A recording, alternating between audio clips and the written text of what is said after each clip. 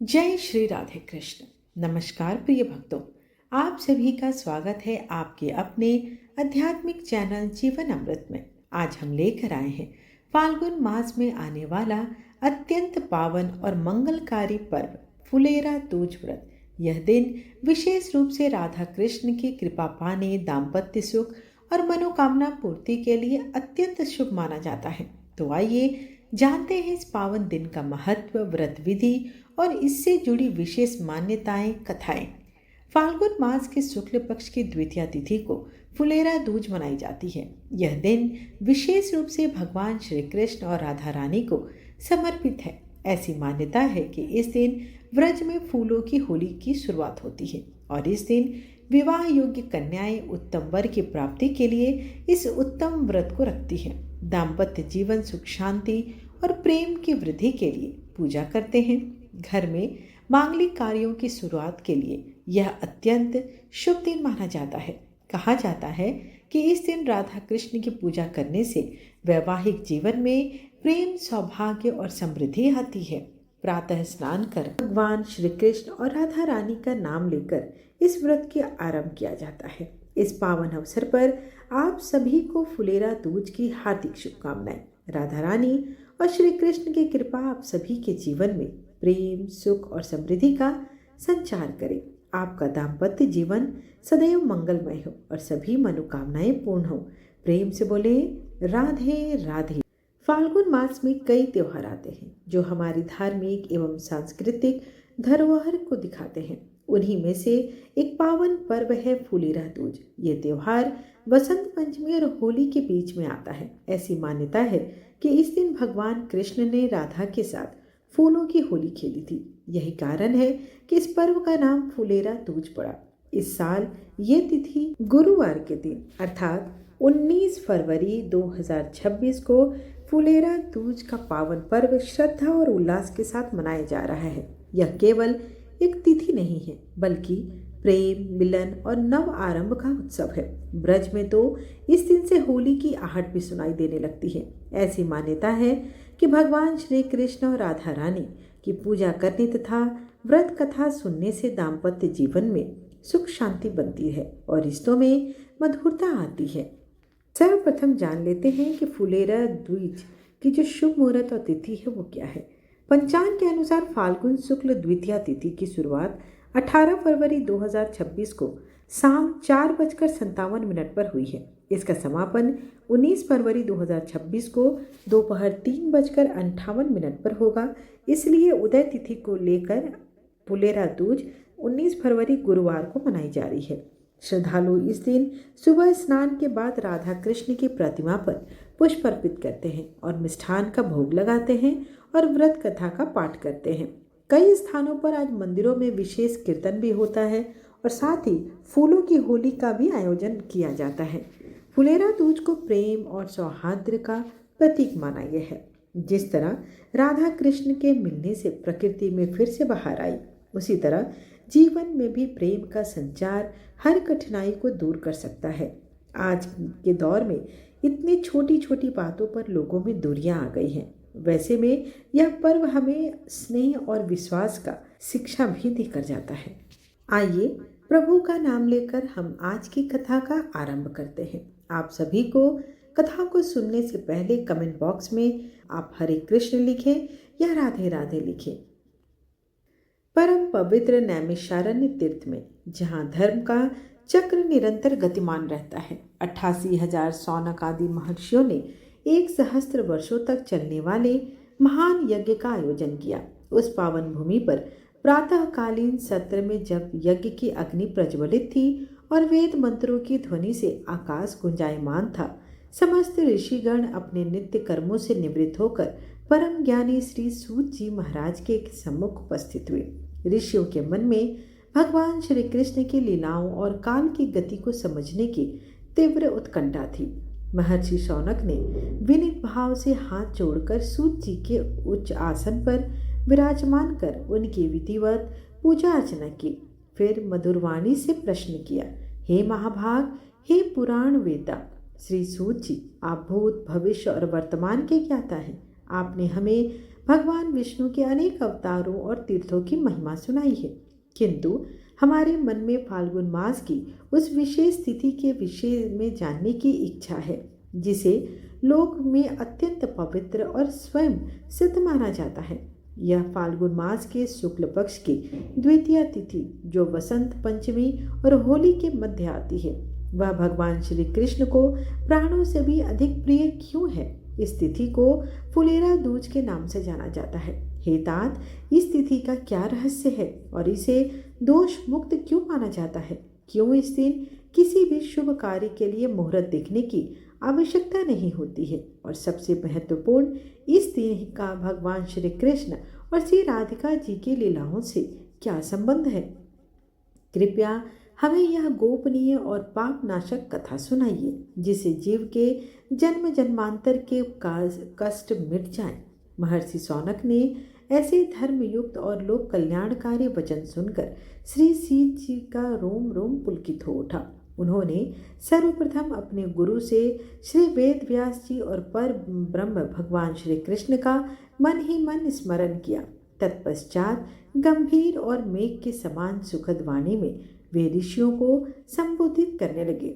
श्री सूत जी बोले, हे विप्रवरो, आपने बड़ा ही उत्तम और रहस्यमय प्रश्न किया है। यह कथा देवताओं के लिए भी दुर्लभ है। जिस फुलेरा दूज के विषय में आपने पूछा है वह साक्षात प्रेम और भक्ति का स्वरूप है। यह तिथि केवल एक दिन नहीं अपितु प्रकृति और परमात्मा के मिलन का उत्सव है। एकाग्रचित होकर श्रवण करें। सृष्टि के आरंभ में जो कथा भगवान श्री विष्णु ने ब्रह्मा जी और ब्रह्मा जी ने देव ऋषि नारद जी को सुनाई थी, वह पुनीत कथा मैं आप लोगों के समक्ष रखता हूँ। द्वापर युग के अंत में जब भगवान श्री कृष्ण ब्रजभूमि में अपनी बाल और किशोर लीलाओं से भक्तों को आनंदित कर रहे थे, उस समय की यह घटना है। यह वह समय था जब श्याम सुंदर भगवान श्री कृष्ण वज्र की गोपियों और प्राण प्रिय श्री राधिका जी के नयनों के तारे बने हुए थे।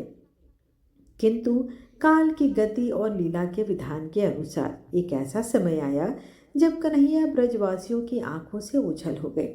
वे राजकाज और धर्म स्थापना के हेतु मथुरा और द्वारका की ओर प्रवृत्त हुए और पीछे छूट गया वह वृंदावन, जहाँ का कण कण उनके चरण चिन्हों से अंकित था। भगवान श्री कृष्ण के वियोग में ब्रज की दशा अवर्णनीय हो गई। जिस प्रकार जल के बिना मीन अर्थात मछली तड़पती है, प्राणवायु के बिना शरीर निस्तेज हो जाता है, ठीक वैसे ही उससे भी कहीं अधिक करुण तथा ब्रजवासियों की थी।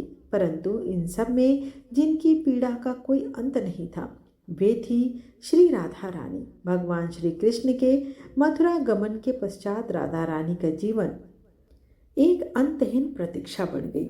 वो ना तो ठीक से भोजन करती थी और ना ही निद्रा उन्हें स्पर्श करती थी। उनके कमल के समान नेत्र जो कभी भी कृष्ण दर्शन के आनंद में खिले रहते थे, अब अश्रु धारा से निरंतर भीगे रहते थे। उनका वह मुखमंडल जो शरद पूर्णिमा के चंद्रमा को भी लज्जित करता था, अब वियोग की आंधी में मलिन पड़ गया था। कृष्ण विरह की यह अग्नि केवल राधा रानी के हृदय तक सीमित नहीं रही, इसका ताप इतना प्रचंड था कि इसने जड़ और चेतन दोनों को प्रभावित कर दिया। राधा रानी का दुख देखकर वृंदावन की प्रकृति भी शोकाकुल हो उठी। जो लताएं भगवान श्री कृष्ण की बांसुरी की धुन पर नृत्य करती थी, वे अब मुरझाकर सूखने लगी। जिन वृक्षों पर कभी विविध रंगों के फूल खिले रहते थे, आज वो मुरझा रहे हैं। वृंदावन का वह वन जो सदा नंदन वन की भांति हरा भरा और सुगंधित रहता था, अब शमशान की भांति उदास और नीरस हो गया। पुष्पों ने खिलना बंद कर दिया, कलियों ने अपना मुख बंद कर लिया और भंवरों ने गुंजार करना छोड़ दिया। चिड़ियाँ चहचहाना भूल गई। ऐसा प्रतीत होता था मानो प्रकृति ने राधा रानी के दुख में सहभागी होकर उपवास धारण कर लिया हो। गोपियाँ जो राधा रानी की सखियाँ थी, ललिता, विशाखा, चित्रा, इंदुलेखा, वे निरंतर प्रयास करती कि किसी प्रकार अपनी स्वामिनी राधा रानी को सांत्वना दे सके। वे कहती, हे सखी, धैर्य रखो, श्याम सुंदर अवश्य लौटेंगे। परंतु राधा रानी की शून्य दृष्टि केवल उस मार्ग पर टिकी रहती थी जहाँ से गोविंद ने प्रस्थान किया था। उनके निश्वासों से ऐसी तपन निकलती थी कि समीप के कोमल पल्लव भी झुलस जाते थे। सूत जी ने भाव विवल होकर कहा, हे विप्रो, कल्पना कीजिए उस दृश्य की। फाल्गुन का महीना निकट आ रहा था। वसंत ऋतु द्वार खटखटा रही थी, किंतु वृंदावन में पतझड़ का साम्राज्य था। जहाँ वसंत का उल्लास होना चाहिए था, वहाँ केवल विरह का हाहाकार था। राधा रानी की शारीरिक दशा अत्यंत क्षीण हो गई थी। वे इतनी दुर्बल हो चुकी थी कि आभूषण भी उन्हें भार स्वरूप लगने लगे थे। उन्हें ना तो चंदन की शिथिलता भाती थी और ना ही चंद्रमा की किरणें। वे सब उन्हें अग्नि के तीक्ष्ण बाण के समान प्रतीत होते थे। समस्त ब्रजमंडल में एक ही प्रश्न गूंज रहा था, क्या हमारे प्राण वल्लभ श्री कृष्ण कभी आएंगे? क्या यह वृंदावन फिर से जगमगाएगा? क्या वृक्षों की डालियां झुककर फिर से फूल और फलों से लद जाएंगी? भौरे जो गुंजायमान करना भूल गए हैं, क्या वो कभी गा सकेंगे? क्या तितलियां उड़ सकेंगी? बछड़ों ने दूध पीना छोड़ दिया। यह वह समय था जब प्रकृति और परमात्मा के बीच का प्रेम सूत्र खींचते खींचते टूटने की कगार पर आ गया था। राधा रानी का दुख अब उस स्तर पर पहुंच चुका था जहां से या तो प्राण उड़ जाते या फिर साक्षात प्रियतम को प्रकट होना पड़ता। यही वह पृष्ठभूमि थी जहां से फुलेरा दूज की कथा का बीजारोपण हुआ। यह वह अंधकार था जिसके गर्भ से प्रकाश का उदय होना शेष था। ब्रज के यह मुख पुकार राधा रानी के नेत्रों से गिरता हुआ एक एक मोती का अश्रु ब्रह्मांड के नायक के सिंहासन को डोलने के लिए पर्याप्त था। सूत जी ने नेत्र बंद किए, मानो वे उस दिव्य मिलन की बेला को अपने अंतःचक्षुओं से देख रहे हो, और फिर गदगद कंठ से पुनः बोलना आरंभ किया। हे तपोधन ऋषियों, प्रेम की वह भाषा जो वृंदावन के कण कण से उठ रही थी, वह व्यर्थ कैसे जा सकती थी? भक्त के हृदय की पीड़ा भगवान के हृदय को वेद देती है। यद्यपि भगवान श्री कृष्ण द्वारका के वैभव और राजकाज में लिप्त प्रतीत होते हैं, किंतु उनका मन तो सदा सर्वदा वृंदावन की कुंज गलियों में ही रखता था। श्री राधिका की वह करुण दशा और व्रज की वह उजड़ी हुई स्थिति पवन के झोंकों के साथ त्रिभुवन के स्वामी तक पहुंची गई। यह बात जब श्री कृष्ण को पता चली तो वो शीघ्र ही राधा रानी से मिलने के लिए वृंदावन आ पहुंचे। कान्हा के आगमन का समाचार सुनकर वियोग में जल विहीन मछली की तरह छटपटाती राधा का मुखमंडल खिल उठा। गोपियां भी बहुत प्रसन्न हुई।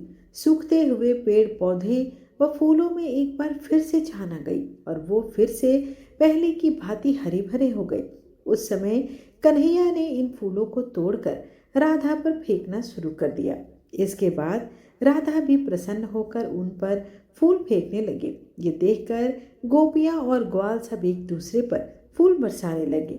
कहा जाता है कि तभी से फुलेरा दूज का यह पर्व बहुत ही धूमधाम से मनाया जाने लगा और हर वर्ष मथुरा में इस दिन फूलों की होली खेलने की परंपरा शुरू हो गई। तो ये थी फुलेरा दूज की कथा। शास्त्रों के अनुसार साल भर में आने वाले 5 स्वयं सिद्ध मुहूर्तों में से एक फुलेरा दूज को भी माना जाता है। इस दिन किसी भी शुभ कार्य को बिना पंचांग देखे भी किया जा सकता है। फुलेरा दूज विशेष रूप से विवाह संस्कार के लिए अत्यंत शुभ मानी जाती है। इसे आम भाषा में आप कहें तो अबूझ साया या अबूझ मुहूर्त के नाम से भी जाना जाता है। इस दिन किए गए सभी मांगलिक कार्य श्रेष्ठ और उत्तम फल प्रदान करने वाले होते हैं। तो आज अगर आप किसी नए कार्य का आरंभ करना चाहते हैं तो बिना किसी तिथि बिना किसी मुहूर्त के आप उसका आरंभ कर सकते हैं और उसमें भगवान श्री कृष्ण और राधा रानी की कृपा से सफलता अवश्य प्राप्त होती है। यदि आपको यह जानकारी पसंद आई हो तो वीडियो को लाइक करें, चैनल को सब्सक्राइब करें और कमेंट में अवश्य लिखें राधे कृष्ण। आप सभी का बहुत बहुत धन्यवाद। मिलते हैं अगली पावन कथा के साथ।